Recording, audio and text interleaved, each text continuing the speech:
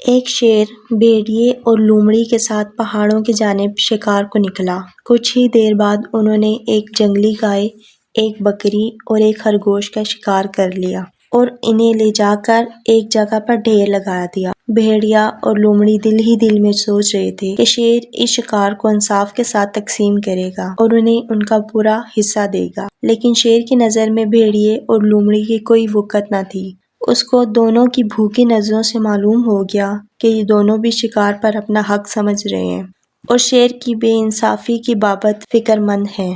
شیر کو ان کی بدگمانی پر غصہ آ گیا اور اس نے دل ہی دل میں کہا کہ ابھی کسی بہانے سے تمہیں تمہاری بدگمانی کا مزہ چکھاتا ہوں۔ چنانچہ اس نے بھیڑیے سے مخاطب ہو کر کہا، اے بھیڑیے، اس شکار کو تم تقسیم کرو، اور اے بوڑھے بھیڑیے، خوب اچھی طرح سے تقسیم کرنا۔ تم تقسیم کرنے میں میرے نائب بن کر دکھاؤ تاکہ پتہ چلے کہ تم کیسے گوہر ہو۔ بھیڑیا اس پیشکش پر بہت خوش ہو رہا تھا۔ اس نے فوراً کہا، بادشاہ سلامت، آپ بڑے ہیں، اس لیے جنگلی گائے آپ کا حصہ، بکری درمیانی ہے یہ میرا حصہ، اور خرگوش لومڑی کو دے دیا جائے۔ شیر بھیڑیے کی اس جسارت پر آگ بگولا ہو گیا کہ وہ واقعی خود کو تقسیم کے لائق سمجھ بیٹھا ہے اور اس نے شیر کے سامنے میں کہنے کی جرأت کی تھی۔ اس نے فوراً اپنی جگہ سے جست لگائی اور دیکھتے ہی دیکھتے گستاخ بھیڑیے کو چیر پھاڑ کر اس کی کھال تک اتار دی اور اس طرح اس کی جرأت و جسارت کو خاک میں ملا دیا۔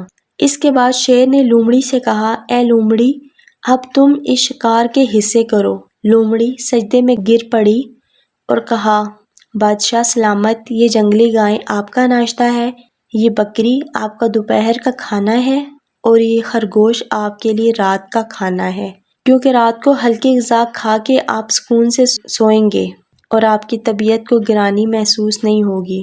شیر نے حیران ہو کر پوچھا، اے لومڑی، تم نے یہ انصاف کہاں سے سیکھا ہے؟ لومڑی بڑے ادب سے بولی، جناب والا، بھیڑیے کے انجام سے۔ شیر لومڑی کی اس بے انتہا مؤدبانہ جواب پر بہت خوش ہوا اور کہا، چونکہ تم نے ہمارے بارے میں اتنا مؤدبانہ رویہ اختیار کیا ہے، اس لیے میں یہ سارا شکار تمہیں بخشتا ہوں، اسے اٹھا کر لے جاؤ۔ لومڑی نے وہ شکار شدہ جانور اٹھائے اور اپنے گھر کی طرف روانہ ہوگی۔ وہ راستے میں مسلسل خدا کا شکر ادا کر رہی تھی کہ کتنا اچھا ہوا جو شیر نے پہلے مجھے تقسیم کا نہ کہا، کیونکہ کیا معلوم کہ میں بھی وہی جواب دیتی جو بھیڑیے نے دیا اور میرا وہی حشر ہو جاتا۔